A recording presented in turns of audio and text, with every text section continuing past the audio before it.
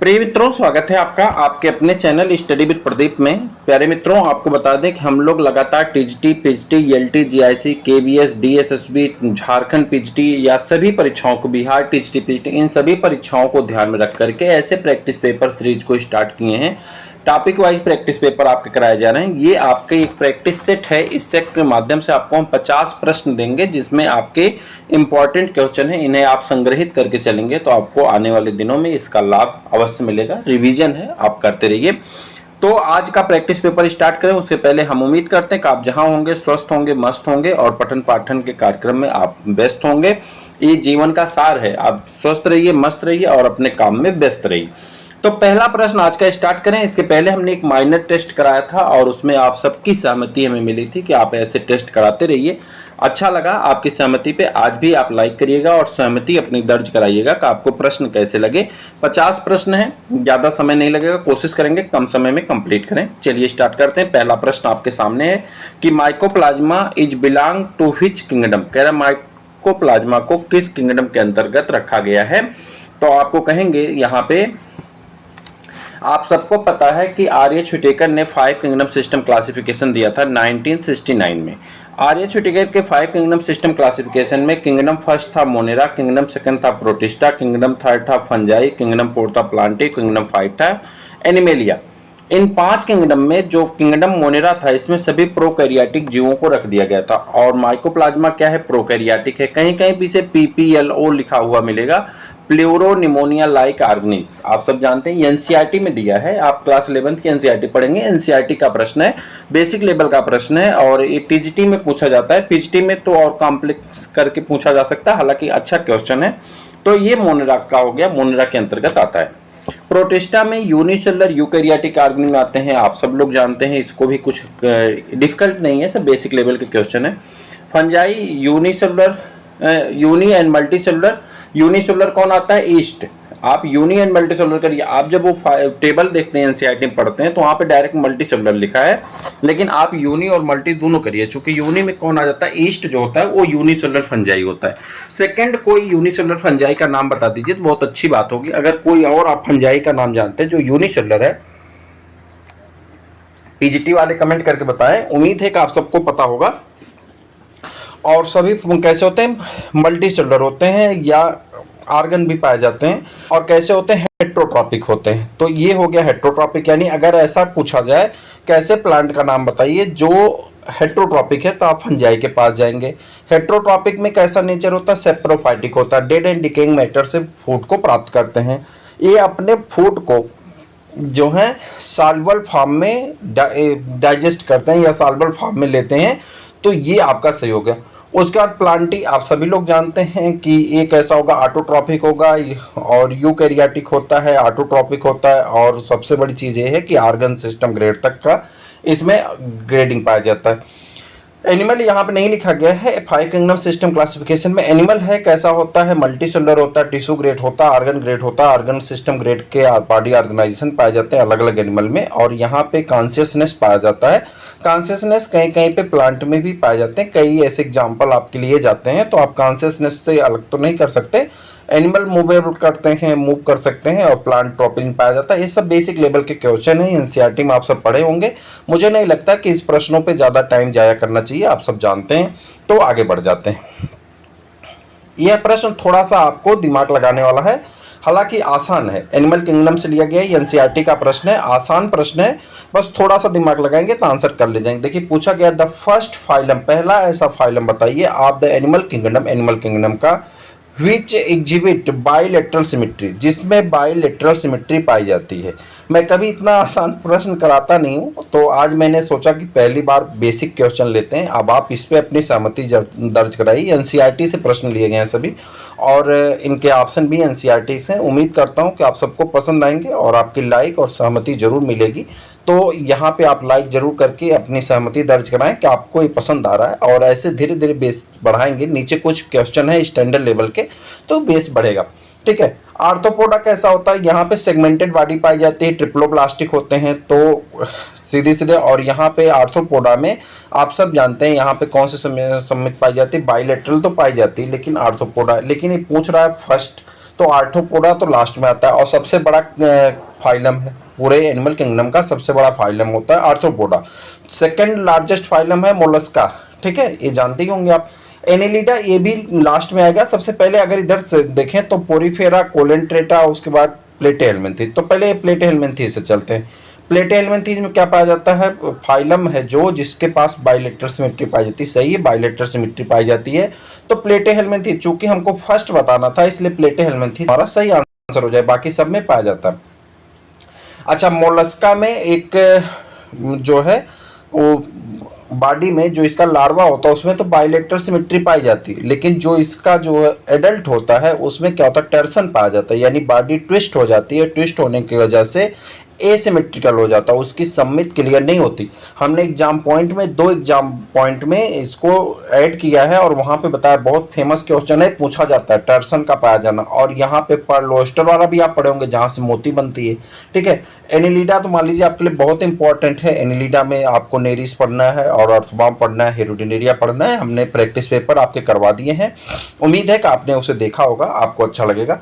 Arthropoda तो सब जगह पाया जाता है, लार्जेस्ट फाइलम में। तो प्लेटेहेल्मिन्थीज आपका सही है। प्लेटेहेल्मिन्थीज से आपसे पूछे जाते हैं प्रश्न। इसमें आता है लीवर फ्लूक आता है, आप बहुत ज़्यादा पूछा जाता है, जिससे आप फैसियोला हिपेटिका इसके लार्वा पूछे जाते हैं, ठीक है। तो वहाँ पे कई लार्वा 5 स्टेज पाए जाते हैं, तो सब पूछा जाता है। आपके प्रैक्टिस पेपर में हमने सबको डाला है। प्रैक्टिस पेपर आप सब देखिए, यहाँ दिया गया कि स्टडी विद प्रदीप ने टीजीटी पीएचडी बैच से जुड़ने के लिए आप हमारे व्हाट्सएप नंबर 8887, इसको मैं जूम कर दे रहा हूँ, आप इसका स्क्रीनशॉट ले लीजिए, नंबर पर फ़ोन पे या गूगल पे के माध्यम से 99 रुपये, आपको ये 99 रुपये देने से आपको यहाँ पे सभी प्रैक्टिस पेपर और टेस्ट पेपर आपको मिल जाएंगे। से अधिक या अधिक से अधिक आप 999 भी दे सकते हैं, आपकी अपनी स्वेच्छा है। मतलब मिनिमम 99 आप दे करके और मैक्सिमम आप 999 दे करके आप यहाँ पे जुड़ सकते हैं और इसे शेयर भी कर सकते हैं अपने मित्रों को, ताकि इसका लाभ आपको मिल सके। तो मैं मिनिमम को ही रेफरेंस देता हूँ कि आप मिनिमम को जुड़िए और जुड़ करके जो है अपने मित्रों को भी जोड़िए, जिससे इसका PDF आपको मिल जाएगा और आपको इसका लाभ मिल जाएगा। नंबर ये है, इसी नंबर पे फ़ोन पे, गूगल पे, किसी भी ऑनलाइन माध्यम से आप पेमेंट कर सकते हैं और ये जो है आपको PDF मिल जाएगा, ठीक है। चलिए, इसी पे व्हाट्सएप भी कर सकते हैं। चलिए आगे बढ़ जाते हैं। आगे पूछा गया है contractile vacuole is found in, कह रहा है कंट्रैक्टाइल वैक्यूल किस में प्रेजेंट होते हैं, आपको ये बताना है। कंट्रैक्टाइल वैक्यूल जो होते हैं ये पाए जाते हैं किस में? तो आप कहेंगे ये अमीबा में, यूग्लिना में, पैरामीशियम में, ऑल ऑफ दीज में कंट्रैक्टाइल वैक्यूल पाए जाते हैं। ये सभी किसके मेंबर हैं? तो ये सभी जो है प्रोटोजोआ के मेंबर हैं और इन सभी में क्या है? कंट्रैक्टाइल वैक्यूल पाया जाता है। किसका काम करता है कंट्रैक्टाइल वैक्यूल? तो आप कहेंगे ऑस्मो रेगुलेशन का काम करता है। किसका काम करता है? ऑस्मो रेगुलेशन का काम करता है, ठीक है। Entamoeba histolytica has, entamoeba histolytica क्या है? तो एंट अमीबा हिस्टोलिटिका के पास पाया जाता है, क्या पाया जाता है? 1 स्यूडोपोडियम, क्या पाया जाता है? 1 स्यूडोपोडिया पाया जाता है। एंट अमीबा हिस्टोलिटिका के पास क्या पाया जाता है? 1 स्यूडोपोडिया पाया जाता है। अगला क्वेश्चन है Euglena contain chlorophyll type, Euglena में किस प्रकार की क्लोरोफिल पाई जाती है? एंड जो यूग्लिना है, यूग्लिना में क्लोरोफिल जो पाई जाती है B एंड A प्रकार की क्लोरोफिल पाई जाती है। हमने प्रैक्टिस पेपर में भी आपको करा रखा है। आगे बढ़ जाते हैं। सिकल सेल एनीमिया, नहीं सॉरी, स्लीपिंग सिकनेस, सॉरी मैं गलत बोल रहा था। Sleeping sickness in man is caused by, sleeping sickness किसके द्वारा होता है? सिकल सेल एनीमिया आपका कैसा ऑटोसोमल डिजीज है और सिकल सेल एनीमिया, थैलेसीमिया और आपको वहाँ पे टर्नर सिंड्रोम, 3 सिंड्रोम है, टर्नर सिंड्रोम, क्लाइनफेल्टर सिंड्रोम और डाउन सिंड्रोम और sickle cell anaemia, thalassaemia. Actually में इसी का मैं अभी आज प्रैक्टिस टाइप कर रहा था तो मेरे दिमाग में वही चल रहा है, तो उसीलिए मैं सिकल सेल एनीमिया बोल गया। तो जेनेटिक्स में आएगा, जेनेटिक्स में बताएंगे आपको। तो ये स्लीपिंग सिकनेस है, एक बीमारी होती है, ट्रिप्नोसोमा पैलिडम से होता है, तो ट्रिप्नोसोमी से ये होता है, ठीक है। उसके बाद यहाँ लेशमानिया डोनोवानी, लेशमानिया डोनोवानी से काला आजार होता है। Plasmodium vivax, plasmodium malaria, plasmodium ovale, इन सभी से क्या होता है? मलेरिया होता है। एंटमीबा हिस्टोलिटिका, एंटमीबा हिस्टोलिटिका से अमेबिक डिसेंट्री होता है और एंटमीबा जिंजीबैलिस से क्या होता है? पायरिया होता है। आपने पढ़ा होगा, इन सबको जाने होंगे। आपको PDF पहला और दूसरा जो है हमने आपको प्लेटेहेल्मिन्थीज सबका PDF भेज दिया है, जो लोग हमारे पेड बैच में हैं। आगे आपका पूरे इनवर्टिब्रेट का पूरा एक साथ आपको भेजा जाएगा। 30 तारीख तक मैंने आपसे कहा था, 30 तक आपको भेज देंगे। और उसके बाद फिर आपका 7 जून तक हमने आपसे कहा था पूरा कार्ड डेटा भेज देंगे। उसके बाद बचेगी फिजियोलॉजी, साइटोलॉजी, फिजियोलॉजी, इन सबको भी 10 तारीख तक भेज देंगे, यानी तेजी के साथ इसको हम आपको प्रोवाइड करा देंगे। तो आपका सही आंसर यहाँ जो हो जाएगा, ये तो हो गया था ना। यहाँ पाइए, fresh water sponge, the fresh water sponge is, अलोड़ी जल स्पंज है जो फ्रेश वाटर में पाया जाता है। तो स्पॉन्जिला जो है फ्रेश वाटर स्पंज होता है। स्पॉन्जिला जो होता है क्या होता है, फ्रेश वाटर स्पंज कहा जाता है। यू स्पंजिया को क्या कहते हैं, आप बताइए कमेंट करके। यू स्पंजिया का कॉमन नाम क्या है, एनसीईआरटी में भी दिया गया है, एनसीईआरटी के ही ज़्यादा प्रश्न है यहाँ पे। आगे बढ़ जाते हैं। फ्लैम सेल हमने आपको बूस्टर डोज में कराया है। आप अगर बैच परचेज करते हैं तो आपको बूस्टर डोज की भी सीरीज दी जाएगी। बूस्टर डोज में हमने आपको पूरा एक्सक्रीटरी सिस्टम का करा दिया, रिस्पायरेटरी सिस्टम का पूरा करा दिया है, डाइजेस्टिव सिस्टम में कैसे कैसे ओपन और क्लोज और ओपन सर्कुलेटरी और इसके बारे में भी करा दिया है। हमने आपको लार्वा करा दिए हैं बूस्टर डोज में। बहुत छोटे छोटे क्वेश्चन होते हैं, 2 से 5 मिनट, बहुत कीमती होते हैं, उन्हें जरूर आप करिए। हालांकि मेरा प्रयास है कि 1-1 मिनट वाला छोटा छोटा वीडियो बना दूं, जिससे आप वो वीडियो का कलेक्शन कर लेंगे तो आपको लाभ मिलेगा, लेकिन अभी टाइम लगेगा। जो आपके पास अभी है फ्लेम सेल, आप बताइए किस में पाया जाता है। स्क्रीशन का काम करता है, प्लेटेहेल्मिन्थेज में पाया जाता है। स्क्रीशन का काम करता है, प्लेटेहेल्मिन्थेज में पाया जाता है। बॉडी कैविटी ऑफ एस्केरिसिस, एस्केरिस की बॉडी कैविटी कैसे होती है, तो एस्केरिस की जो बॉडी कैविटी होती है उसमें जो है क्या पाया जाता है, तो स्यूडोसिलोम पाए जाते हैं। देखिए आपको याद होगा, हमने आपसे क्लासिफिकेशन आपको हमने भेजा है, तो क्लासिफिकेशन में आप ऐसे करते हैं। एनिमल किंगडम को जब आप बांटते हैं तो पहले बांटते हैं टिश्यू लेवल पे, और यहाँ पे एक को कर देते हैं मल्टी सेलुलर लेवल पे, एक tissue organ organ system. Multi cellular में पोरीफेरा होकर खत्म हो जाता है। ऑर्गन ऑर्गन और organ system, tissue organ organ system grade में जब जाते हैं, तो यहाँ tissue organ organ system grade में जब जाते हैं तो इसको बांट देते हैं 2 भाग में, बाइलेटरल और रेडियल। तो रेडियल सिमेट्री में आपके आ जाते हैं कौन से 2 आ जाते हैं, एक को नाम है कोलेंट्रेटा और दूसरे का नाम है टिनोफोरा। और उसके बाद जब यहाँ जाते हैं बाइलेटरल बाद बाइलेटरल सिमेट्री में, तो बाइलेटरल सिमेट्री में आपको 3 लेयर मिलती है। एक का नाम होता है, एनसीईआरटी में दिया गया क्लासिफिकेशन में आपको बता रहा हूँ, एक को कहते हैं आप जो है एसिलोमेट, दूसरे कहते हैं स्यूडोसिलोमेट, तीसरे कहते हैं सिलोमेट। एसिलोमेट में कौन आता है, प्लेटेहेल्मिन्थेज। स्यूडोसिलोमेट में एस्केलमेंथेज। वही आपसे पूछा जा रहा है, स्यूडोसिलोमेट किस में पाया जाता है, एस्केलमेंथेज, और एस्केलमेंथेज का मेंबर कौन होता है, एस्केरी। ठीक है। और उसके बाद जो है आपका सिलोम होता है, उसके बाद सिलोम पाए जाते हैं। Excretory product of earthworm, earthworm का स्क्रीटरी प्रोडक्ट क्या होता है, जब अर्थवार्म जो है इसमें रहता है, क्या कहते हैं, पानी में रहता है, यानी नमी में तो रहता ही है, लेकिन जब वाटर की मात्रा ज़्यादा होती है, यानी नेचर में ह्यूमिडिटी की मात्रा ज़्यादा होती है, तो अमोनिया को सिक्रीट करता है, और जैसे ही वाटर की मात्रा कम होने लगती है, यूरिया को सिक्रीट करना स्टार्ट कर देता है। तो अमोनिया और यूरिया दोनों एग्जैक्ट सही आंसर होंगे आपके इसके लिए। फर्स्ट यूकैरियोट्स वेयर, पहला यूकैरियोट्स कौन सा है, कहाँ देखा गया, तो पहला यूकैरियोट जो होता है किंगडम प्रोटिस्टा के अंतर्गत रखा गया है। तो किंगडम प्रोटिस्टा एग्जैक्ट आंसर होगा। मोनेरा में सभी प्रोकैरियोटिक हैं। प्रोटोजोआ जो है ये इसी के अंतर्गत आता है। प्रोटिस्टा में यूनिसेलुलर एनिमल पाए जाते हैं। साइनोबैक्टीरिया, ए भी साइनोबैक्टीरिया जो है ए एक प्रकार का प्रोकैरियोटिक मेंबर है, जो कि मोनेरा किंगडम के अंतर्गत रखा जाता है।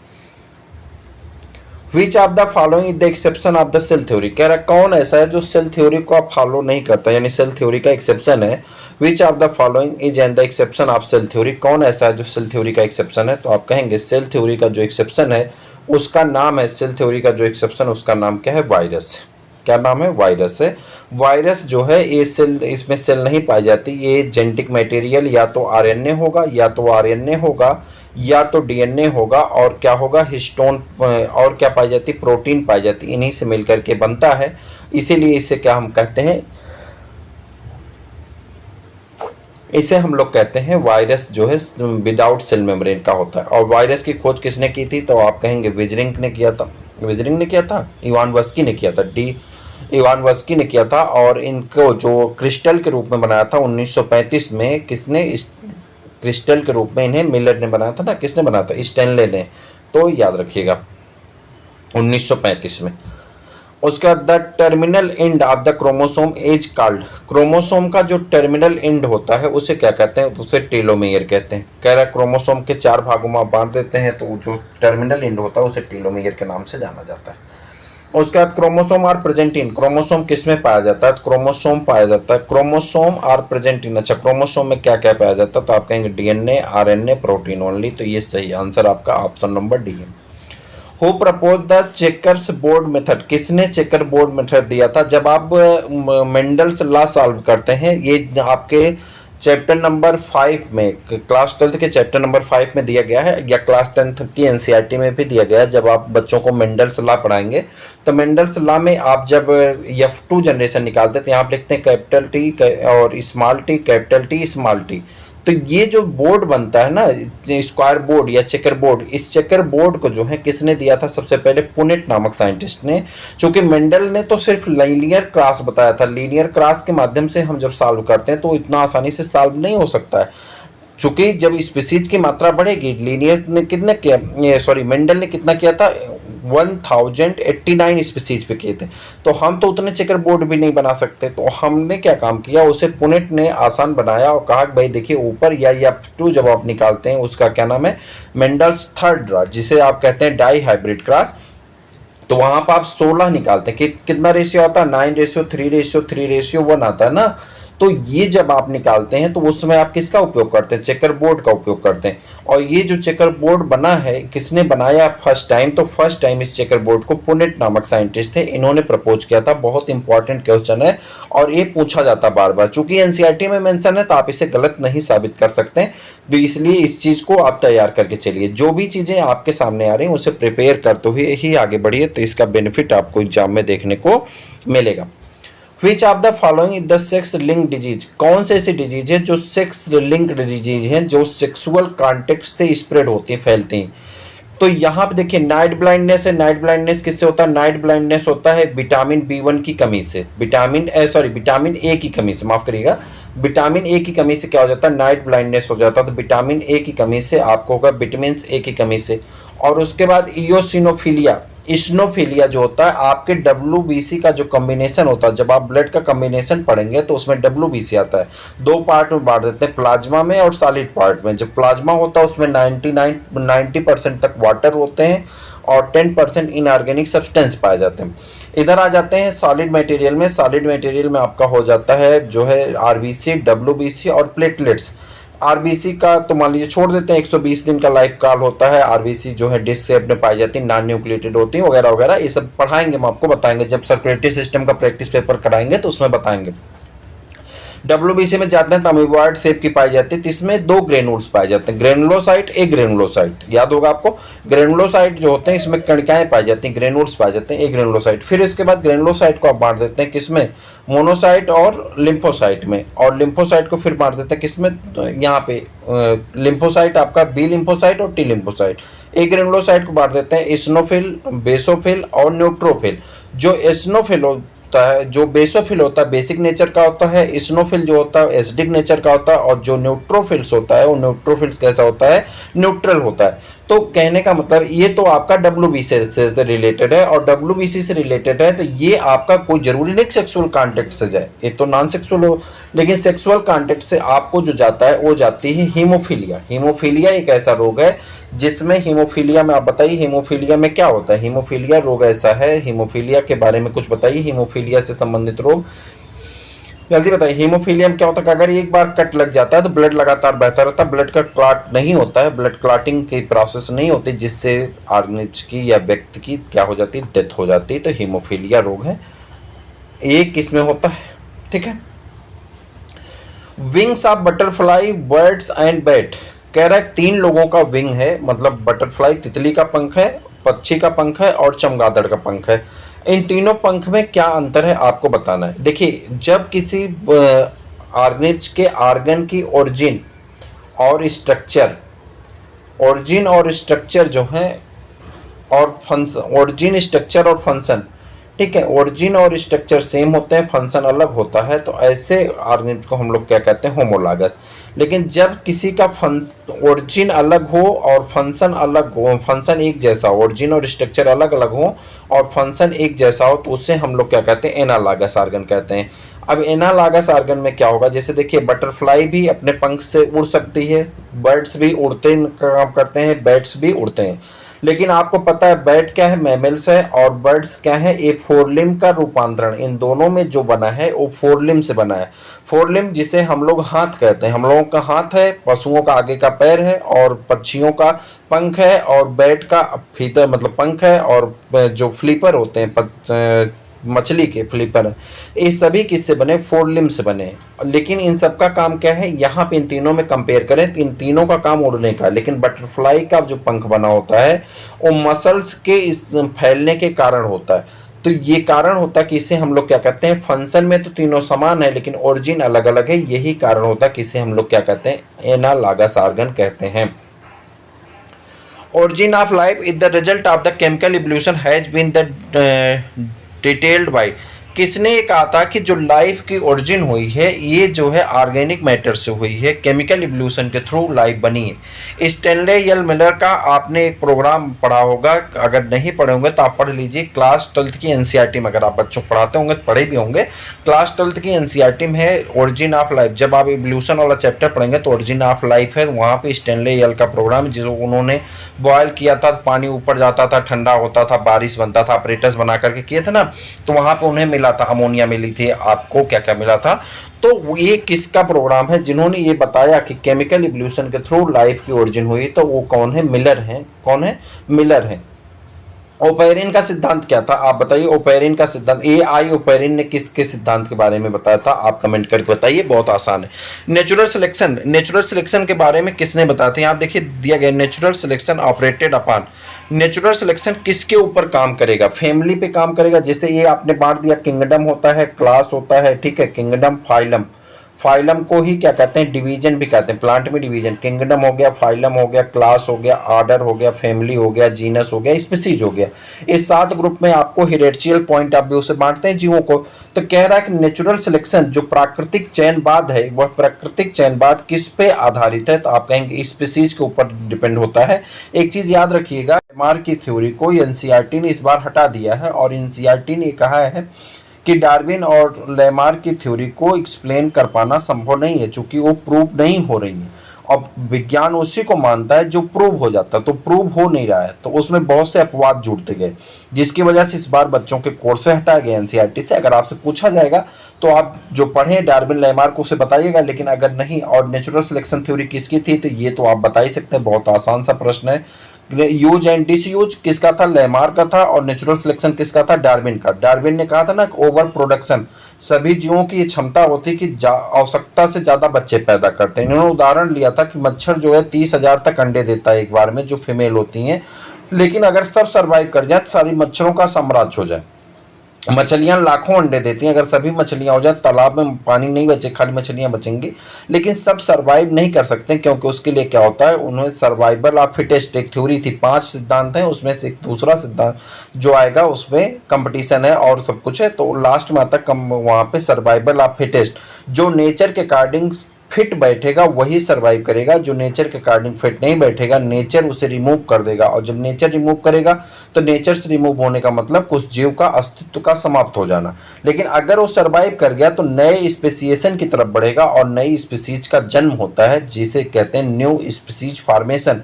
इसी तरह से बताया गया कि इंसान जो है बंदरों से अलग इसी तरह से हुए कि सरवाइव कर गए और जो बंदर थे, लेकिन अब ये प्रूव नहीं होता कि अगर सरवाइव नहीं कर पाए तो ये बंदरों की स्पीसीज आज भी कैसे, इनको भी खत्म होना था। तो ये कई ऐसे अपवाद हैं जो काम नहीं कर रहे, तो आपका सही आंसर हो जाएगा स्पीसीज, बहुत ज्यादा दिमाग लगाने की आवश्यकता नहीं। आगे बढ़ जाते हैं, म्यूटेशन। अगर किसी ऑर्गेनिज्म में सडन कोई चेंज आए, कोई ऑर्गेनिज्म है जिसमें सडन कोई चेंज आए, जैसे आपने एक एग्जांपल पढ़ा होगा फ्रूट फ्लाई का, जिसे आप कहते हैं क्या नाम है, ड्रोसोफिला, ड्रोसोफिला का, तो वहां पे अगर सडन चेंजेज आए और उसकी प्रोजनी भी उसके जैसी आए तो ऐसी स्पीसीज को हम लोग क्या कहते हैं, म्यूटेशन। अगर किसी ऑर्गेनिज्म में ग्रेजुअल चेंजेस आते हैं, धीरे धीरे चेंज आते हैं, तो उसे इवोल्यूशन कहा जाता है। हम लोगों को बताया जाता है कि हम लोग निएंडरथल से कैसे कैसे क्रो-मैग्नन, निएंडरथल, ऑस्ट्रेलोपिथेकस और कैसे कैसे चलते चलते यहाँ पे आए, ह्यूमन बीइंग बने, मकाका से ह्यूमन बीइंग तक आए। तो यहाँ तक बनने में हमारी जो प्रोसेस थी वह प्रोसेस क्या है, इवोल्यूशन है। लेकिन किसी स्पीसीज का एक बैग ट्रांसफर होकर के चले जाना किसमें, न्यू स्पीसीज का फॉर्मेशन कर लेना, उसे क्या कहलाता है, वो कहलाता है म्यूटेशन। तो यहाँ पे आपका सही आंसर हो जाएगा inheritable changes to sequence of the genome of DNA. DNA में ऐसा कोई चेंज हो जाए जिसकी वजह से नई प्रोजनी बन जाए, यानी नए स्पीसीज का फॉर्मेशन हो जाए, उससे हम लोग क्या कहते हैं, म्यूटेशन कहते हैं। डीएनए में 3 तरह से चेंज हो सकता है, एक addition of base pair, deletion of base pair या सीक्वेंस चेंज। 3 तरह से हो सकता है कि अगर नए कोई बेस पेयर का एडिशन हो जाए, दूसरा हो जाए कोई बेस पेयर वहां से डिलीट हो जाए, और तीसरा हो जाए कि वहां पे हम एक नया बेस पेयर सीक्वेंस चेंज हो जाए, जिसकी वजह से डीएनए के पैटर्न चेंज होंगे और कैरेक्टर चेंज हो जाएंगे, तो वहां पे क्या आ जाता है, म्यूटेशन हो जाता है। इसे हिंदी में क्या कहते हैं, म्यूटेशन को उत्परिवर्तन कहते हैं, और एक होता है उत्विकास, जिसे आपने पढ़ा था किसमें, इवोल्यूशन में। इसी का काम को आपको कहाँ यूज किया जाता है, जेन बायोटेक्नोलॉजी में यही यूज करके नई नई स्पीसीज और नए नए प्रोजनी बनाए जाते हैं। बहरहाल आपके लिए अभी के लिए आंसर जो है वो है inheritable changes of the sequencing of the genome of the DNA. तो सही आंसर हो जाएगा ऑप्शन नंबर सी।